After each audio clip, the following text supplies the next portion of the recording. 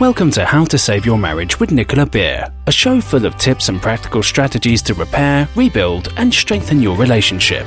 If you are currently stuck wondering if your marriage can be saved, or you know you want to save it but don't know how to go about changing it, this show is for you.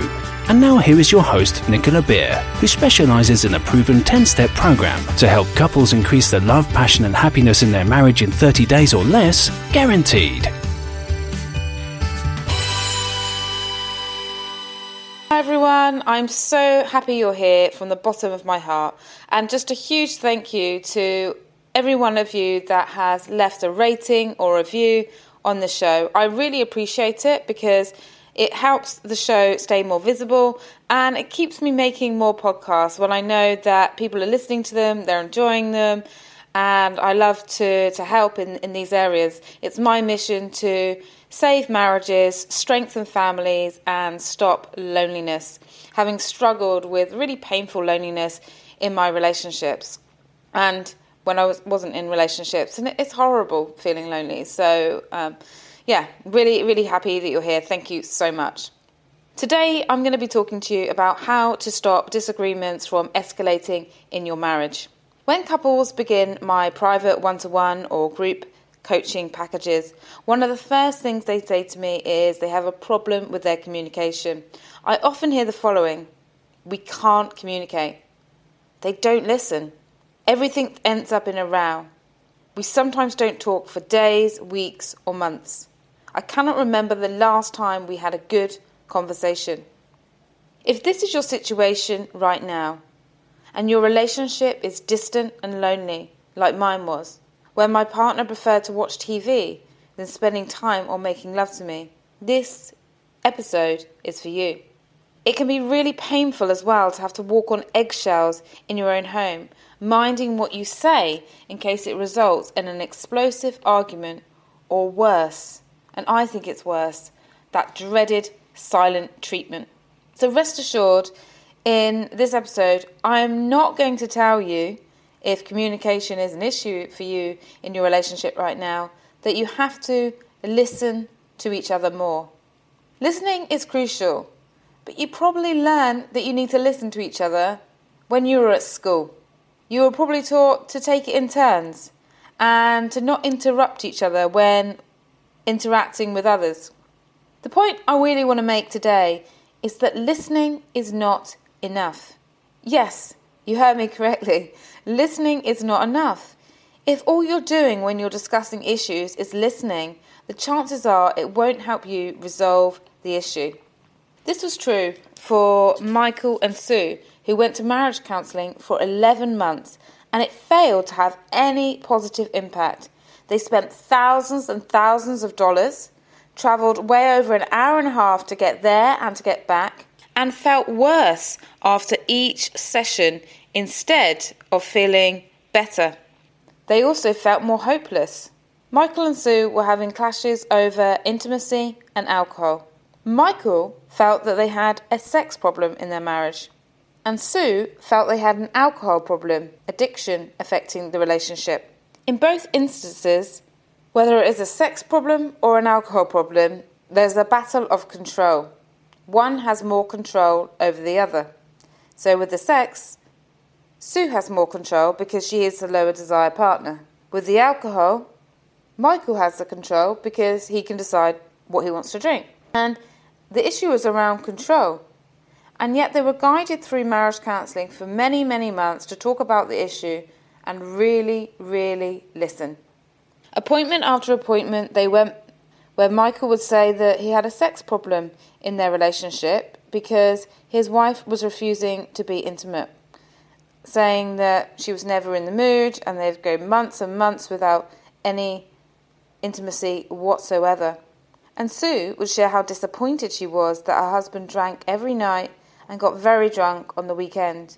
In her view, drinking alone and being unable to engage in family activities the next day after drinking out with work or with his friends, that he was wasting his life away. And in Michael's view, he was purely relaxing after a stressful day in the office. He was understaffed, overworked, and it was his way to relax and to release. and he's always been a drinker, so why should Sue start criticising his drinking now? She married him like that. And so they weren't really getting anywhere.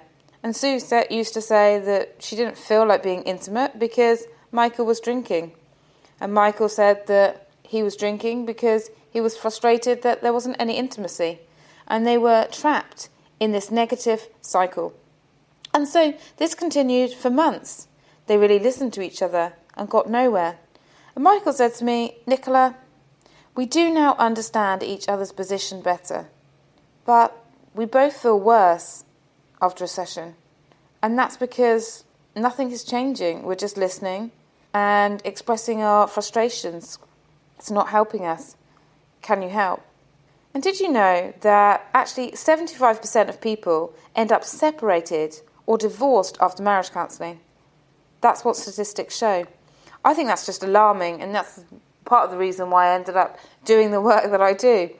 It's crazy, isn't it, that talking and the whole therapy model is based on just talking about a problem, as if that's really going to make any difference. And this is what was happening for them. So, yes, listening is important, because if you're not listening, of course, then you're not going to be communicating. But there are two other important aspects to communication that are crucial. So the second one is validating, and the third is compassion.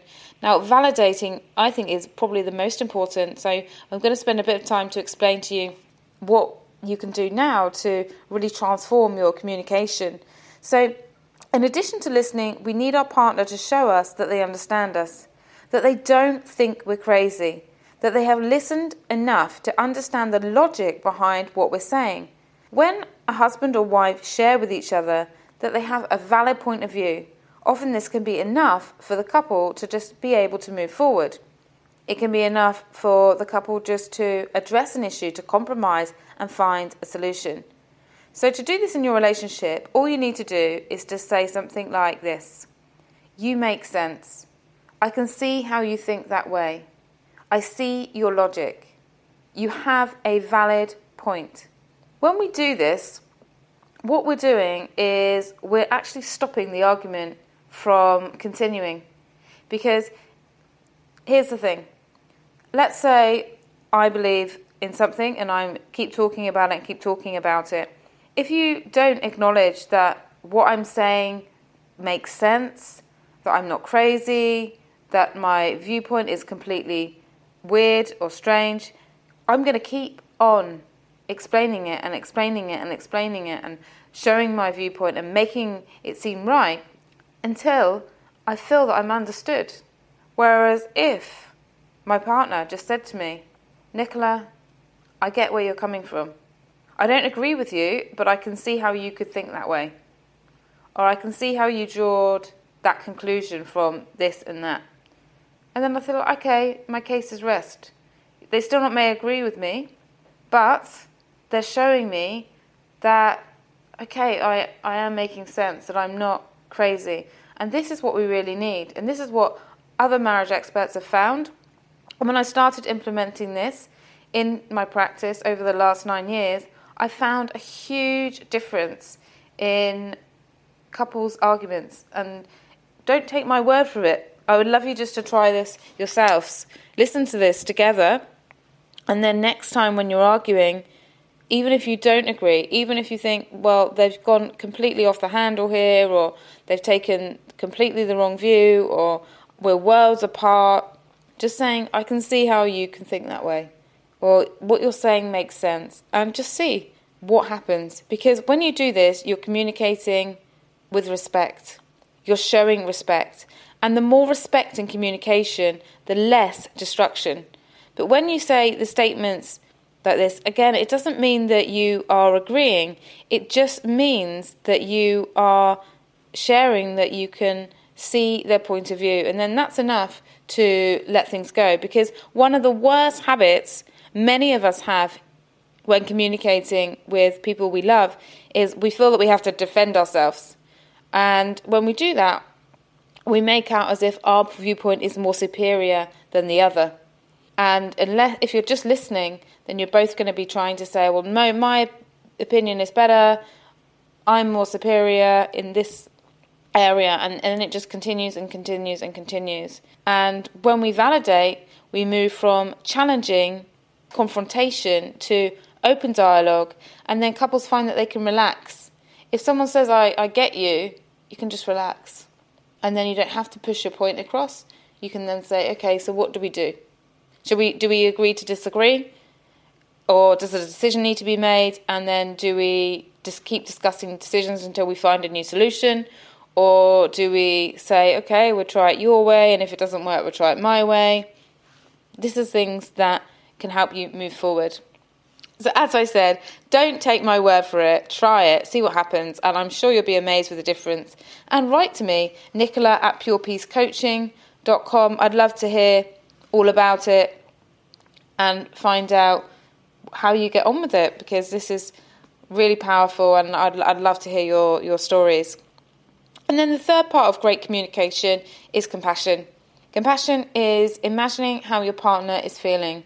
Compassion is stepping into their shoes and really trying to understand their feelings and their thoughts. So you might say something like, given that, I imagine that you might be feeling whatever it is.